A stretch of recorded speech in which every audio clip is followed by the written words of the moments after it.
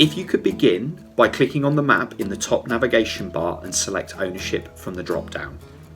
As you begin to zoom in, colour-coded parcel boundaries will appear on the map with data being taken from UK Land Registry and updated by us on a monthly basis.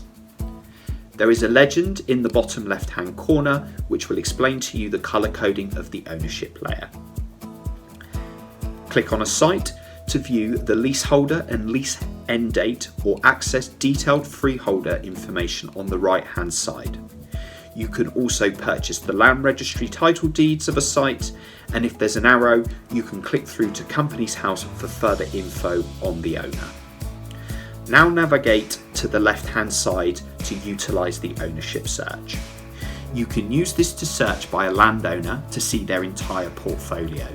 You can filter by size and date of the ownership change or search by ownership status.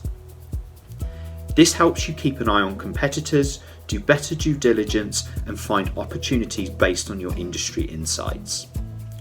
You have the ability to save any sites of interest using the pink Save button, and these will appear in your site's pipeline. To create a land assembly, toggle land assembly mode on. Then select any adjacent or non-adjacent sites of interest and save it as a site using the Save button.